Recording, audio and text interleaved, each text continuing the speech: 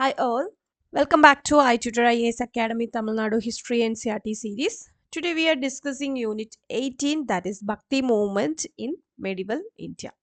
So why it's important here?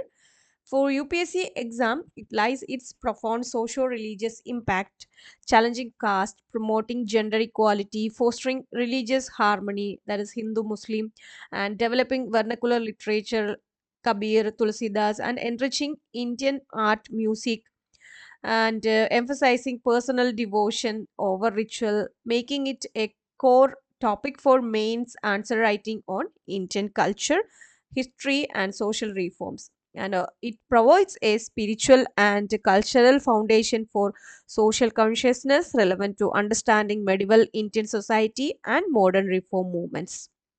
And in prelims aspect, key saints like Alwas, Nanas, Kabir, Nanak, Mirabai, and concepts like Bhajan, Kirtan, Guru, and regional languages. Okay, so it's important in these exams, and so we will discuss further. We have already studied the rise of Bhakti cult in Tamil Nadu during the 7th and 8th centuries. And Shaivite, Nayanmas, and Vaishnavite Alvas preached the Bhakti cult under the Pallavas, Pandyas, and Cholas. Hope you remember this Pallavas, Pandyas, and Cholas. We already discussed.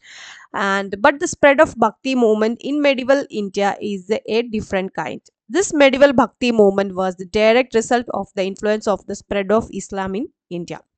And monotheism or belief in one God, equality and brotherhood of man, and rejection of rituals and class division are the distinctive characteristics of Islam. These Islamic ideas created a profound impact on the religious leaders of this period, and moreover, the preaching of Sufi teachers shaped the thinking of Bhakti reformers like Ramanta, Kabir, and Nanak. So, first of all, we will discuss about Sufism. So, here is one picture. The picture is Khwaja Mainuddin Chishti. Okay, so Sufism was a liberal reform movement within Islam. Okay, it's a liberal reform movement.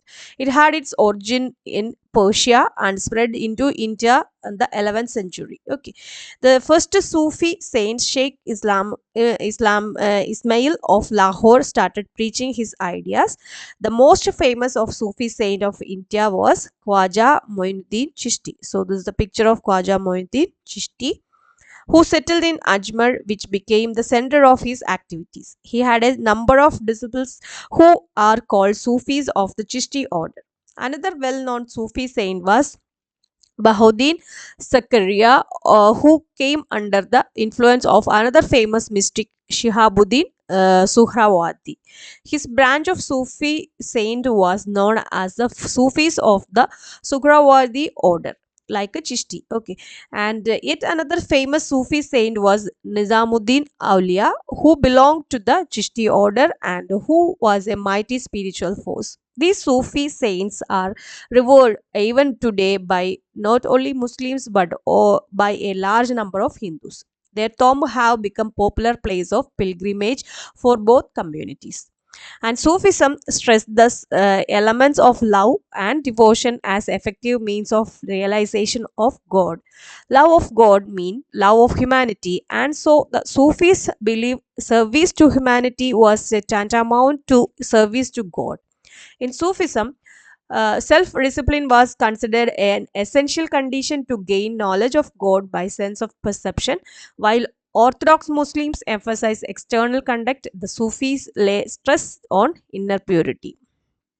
And while the Orthodox believes in blind observance of rituals, the Sufis considered love and devotion as the only means of attaining salvation. So, this is the main difference of Orthodox and Sufis. Okay, and according to them, one must have the guidance of a pir or guru, without which spiritual development is impossible. Sufism also inculcates a spirit of tolerance among its followers. Other ideas emphasized by Sufism are meditation, good actions, repentance for sins, and performance of prayers and pilgrimages, fasting, charity, and suppression of passion by ascetic practices. These liberal and unorthodox features of Sufism had a profound influence on medieval Bhakti saints. In the later period, Akbar, the Mughal emperor, so Mughal dynasty we will discuss later, appreciate Sufi doctrine which shaped his religious outlook and religious policies. When the Sufi movement was becoming popular in India, about the same time the Bhakti cult was gaining strength among the Hindus.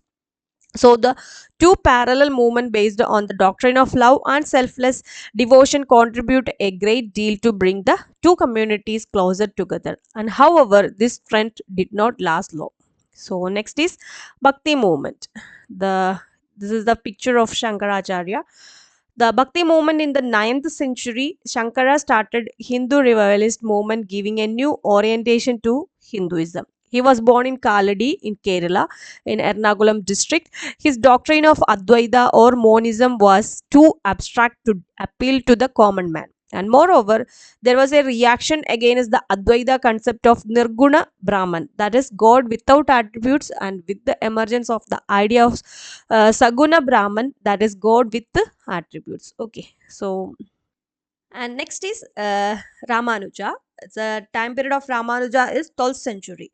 So the Shankaracharya's period was on 9th century and Ramanuja period 12th century, who was born at Sri Perumbadur near modern Chennai, preached Vishishta Advaita. According to him, God is a Saguna Brahman, the creative process, and all the objects in creation are real but not illusory, as was held by Shankaracharya.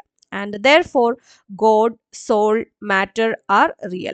But God is inner substance and the rest are his attributes. He also advocated Prabhati Marga or path of self surrender to God. And he invited the downtrodden to Vaishnavism. Okay, so that's about Ramanuja. In the 13th century, Madhava from Kannada region propagated Dvaita or dualism of Jivatma and Paramatma. And this is a time period of 13. Okay. According to his philosophy, the world is not an illusion but a reality. God, soul, matter are unique in nature. And Nimbarka and Vallabhacharya were also other preachers of Vaishnavite Bhakti in the Telangana region. And these are all different regions. Okay. And Surdas was the disciple of Vallabhacharya and the popularized Krishna cult in North India. And Mirabai was a great devotee of Krishna and she became popular in Rajasthan for her bhajans. And Tulsidas was a worshipper of Rama and composed the famous Ramacharita Manasa, the Hindi version of Ramayana. And in the 14th century and 15th centuries, Ramanatha, Kabir, Nanak remained great apostles of Bhakti cult. And they drew inspiration from old masters but showed a new path. They helped the common people to shed age old superstitions and attain salvation through bhakti or pure devotion. Unlike the early reformers, they were not linked with any particular religious creed and did not believe in rituals and ceremonies. They condemned polytheism and believed in one God. They also denounced all forms of idolatry. They strongly believe in bhakti as the only means of salvation, and they also emphasized the fundamental unity of all religions. And next is Ramananta.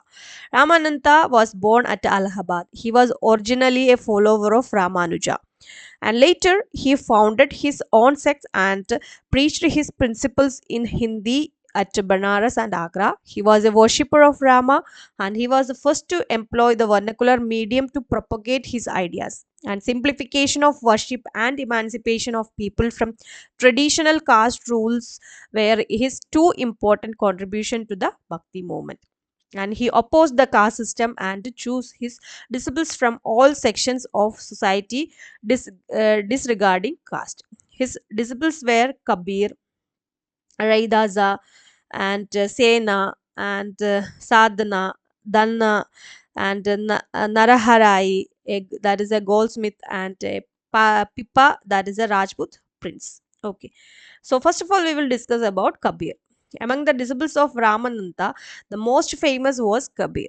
He was born near Banaras to a Brahmin widow.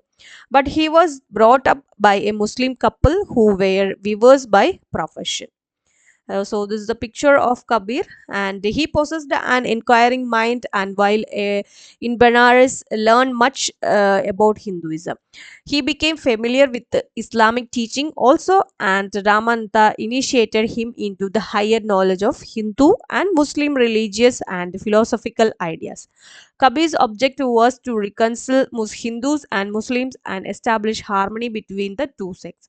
And he denounced idolatry and rituals, and laid great emphasis on the equality of man before God. And he emphasized the essential oneness of all religions by describing Hindus and Muslims as pots of the same clay. Okay, and to him, Rama and Allah, temple and mosque were the same, and he regarded devotion to God as an effective means of salvation, and urged that to achieve this one must have a pure heart free from cruelty, dishonesty, hypocrisy, and insincerity. He is regarded as the greatest of the mystic saints, and his followers are called Kabir Panthis. Okay, so Kabir's followers are called Kabir Panthis. And so after Kabir, Guru Nanak. Another well known saint preacher of the medieval period was Guru Nanak, founder of Sikh religion and disciple of Kabir. So, this is a picture of Guru Nanak. He was born in Talwandi near Lahore. He denounced caste distinctions and rituals like bathing in holy rivers. His conception of religion was highly practical and sternly ethical. And he exhorted people to give up selfishness and falsehood and hypocrisy, and to lead a life of truth, honesty, and kindness, and abide pure amidst the impurities of the world, was one of his famous saying. Okay, his life was dedicated to establishing harmony between Hindu and Muslim. His followers were known as Sikh. And Chaitanya was another well known saint and reformer of Bengal who popularized the Krishna cult. And he renounced the world, became an ascetic, and wandered all over the country preaching his ideas. He proclaimed the universal brotherhood of man and condemned all distinction based on religion and caste. He emphasized love and peace, and showed great sympathy to the suffering of other people, especially that of the poor and the weak. And he believed that through love and devotion, and song and dance, and if devotee can feel the presence of God, and he accepted disciples from all classes and caste, and his teaching were are widely followed in Bengal even today. And Jnanadeva was the founder of Bhakti movement in Maharashtra in 13th century, and it was called Maharashtra Dharma. And he wrote a commentary of Bhagavad Gita called Gnaneshwari. And Namadeva preached the gospel of love. He opposed idol worship and priestly domination. He also opposed the caste system. And in the 16th century, Ekanatha opposed caste distinction and sympathetic towards the lower caste. He composed many lyrics, and his bhajans and kirtans were famous. And another Bhakti saint of Maharashtra was Tukara, a contemporary of Shivaji.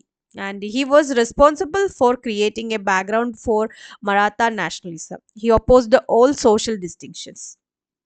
And what is the importance of Bhakti movement? The importance of Bhakti movement was very great, and various preachers spoke and wrote in the regional languages. So the Bhakti movement provided an impetus of the for the development of regional languages such as Hindi, Marathi, Bengal, Kannada, etc. Through these languages, they made direct appeal to the masses. As the caste system was condemned by the Bhakti saint, the lower classes were raised to a position of great importance. The importance of women in society was also increased because the Bhakti movement gave equal importance to them. And moreover, the Bhakti movement gave to the people a simple religion without complicated rituals. They were required to show sincere devotion to God. The new idea of a life of charity and service to fellow people developed.